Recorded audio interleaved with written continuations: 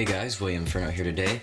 Today I'm going to be doing a review on the 6 original Hero Factory heroes. Now, before all of you Hero Factory haters or Bionicle lovers, I'm not discriminating you, I love Bionicle too, but for all those Hero Factory haters that specifically hate Hero Factory for any reason they can figure out, you don't have to watch this video if you're subscribed to me. If you're subscribed to me, stay subscribed because I do have more Bionicle content coming within the next few months. This is just for people who want to see this. If you want to vote on me doing more of this, you can go to the previous video and vote, because I'm only gonna, for now, the only thing set in stone is me doing these 6 heroes, the 6 villains, and the limited edition set and the 2 vehicles for Wave 1 of Hero Factory. That is the only thing set in stone. You can decide what happens next by going to my previous video. So once again, if you are a Hero Factory hater, just go to the previous video or just stay subscribed because I do have more Bionicle content coming soon. So, if you're a Hero Factory hater and you're still not off this video, I will never understand you. Anyway, getting on to this, I'm going to be reviewing the 6 original heroes. Alright, so let's start off with just an example for one of the packages. Let's look at Breeze's package, because all of them are essentially the same. So the only difference is obviously a different character. They usually just have a picture of the hero, and then depending on which set you got, the piece count, have a little shadow figure of the character you bought, the name Breeze on the side, and a fake signature from the hero, I guess. Of course, they have to give credit to Bionicle because this is where it came from. Hero Factory's roots are from Bionicle, even though they are obviously a lot different. On the back, usually you'd have a 1-to-1 scale of the mask, and Breeze faces Thunder. So that's basically just an example for one of the packages. Furno faces Rotor. Stormer would face Von Nebula. Serge, I believe, Corroder. Stringer would face Meltdown, who actually is broken at the moment. The piece is cracked. I'm gonna need to buy a new one, or a new piece, not the whole set, just. And then Bulk faces Explode. So let's get down to it. Let's start off by just taking a look at the rookie team. Now, the series is set in 2.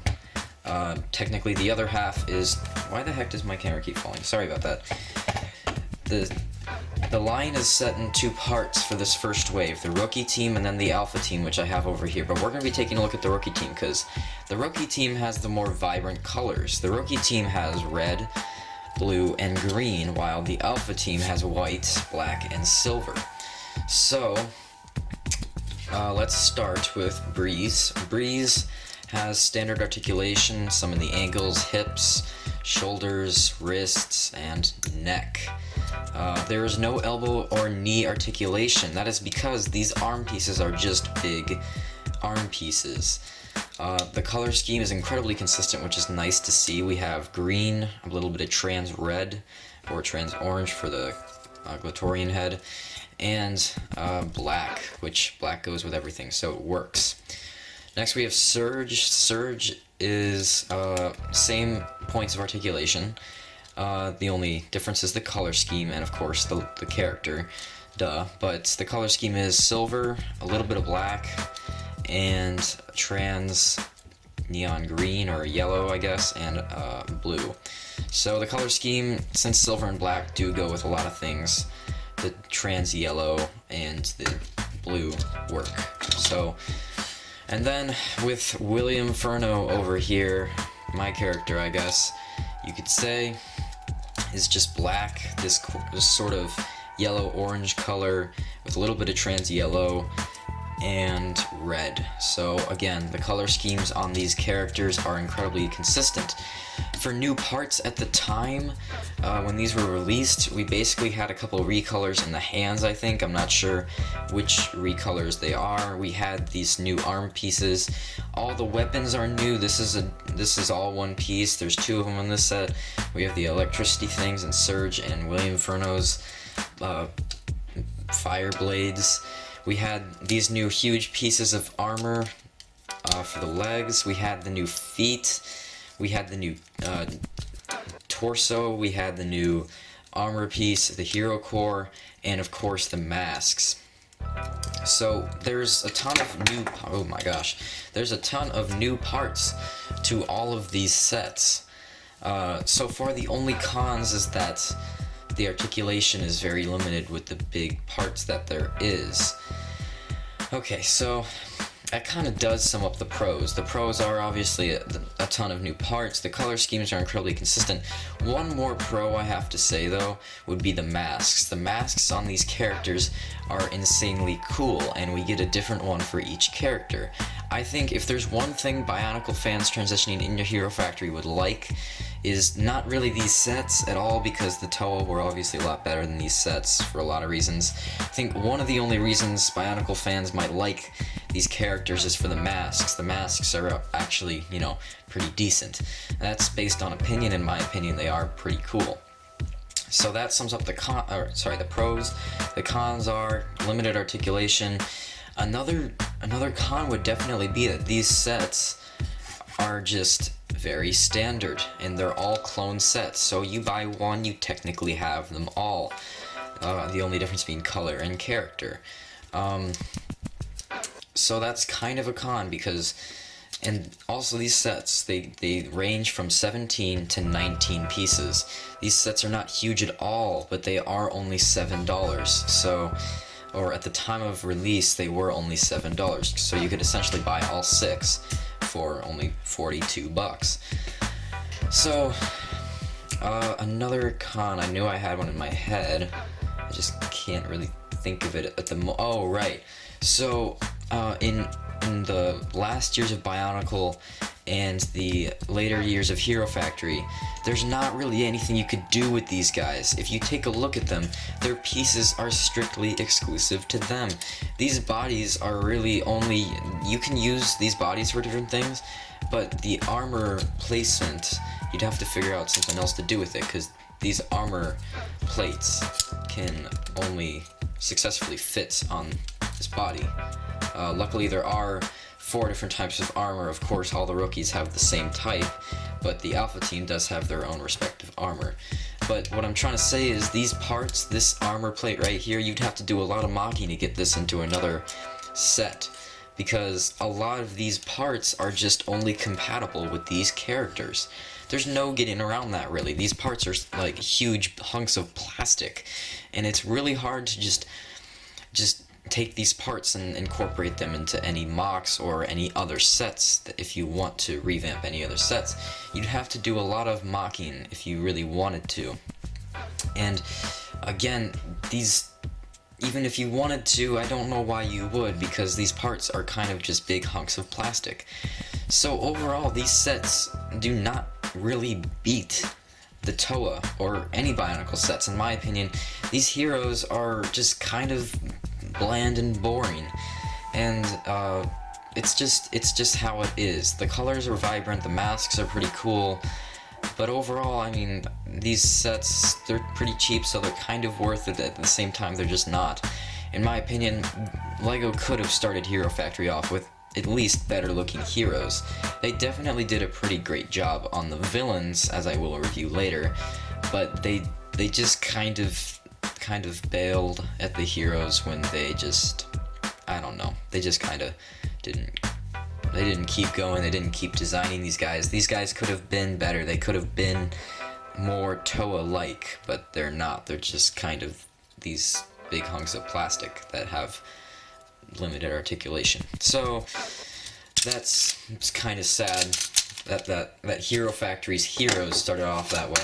We're gonna take a quick look at the Alpha team, although I've already kind of gone over all the pros and cons. There actually is more cons to these guys, though. Some people may not like the fact that these colors aren't as vibrant, although the color schemes are still pretty darn consistent, with silver, black, and trans orange to black, trans orange, and that's it for this guy Stringer, and then trans blue, blue, black, and white. So the only difference between these guys and the rookie team is that the rookie team is actually better parts wise, because these guys don't have two arms. They have big pieces of plastic. These pieces are humongous, and this is it. And each of the Alpha Team comes with a different type of weapon. That's just one big hunking piece of plastic. Not to mention, these weapons don't have a lot of articulation. You can go that far, and that's it. That's it. Granted, these weapons, all three of them, or at least two of them, with Stringer and Bulk, they have kind of a 3D depth to them, so if you're looking at it this way, you can kind of make it look like it's 3D, and that's only because the part is actually slanted. Inside all three of these weapons is just hollowness, which kind of shows how lazy LEGO was with designing these weapons. Granted, the masks are pretty cool, but that does not make up for this kind of thing right here. They tried to mold the arm into it, which doesn't look half bad. These parts are definitely very detailed, which is nice. It definitely decreases the piece count compared to the rookie team, which is why I'm saying the rookie team is technically better. Another thing fans might not like is the fact that they went from having a brown character to a silver character instead. Silver is kind of an overused color at this point, and it was starting to get overused in the later years of Bionicle. So now seeing a character that his main color is silver is just kind of boring, and that's admittable. So that's basically the Alpha Team, Stormer, Hulk, and Stringer. So, what are my thoughts on the first wave of heroes in Hero Factory? They definitely could have been better. There's really no getting around the fact that these guys just weren't drawn out enough. They're just kind of big hunks of plastic that aren't very mobile and don't move around too much. And the only main thing that would draw people to get these, I would say, is the masks. And if you disagree with that, then I don't know what you would really like about these characters. What are your thoughts on these guys? Tell me in the comments below. Tell me what you think, basically, and tell me if you want me to continue this and go on with the 2.0 heroes. Now, granted, I do have to get rid of the villains in this wave and the vehicles in the limited edition set. So, as I've said before, I am going to be doing this full wave of characters. I just want to know your thoughts, and I want to know if you would like me to continue with the 2.0, 3.0, and Breakout line. The next review I do will be on none other than Corroder. So, that is the next review.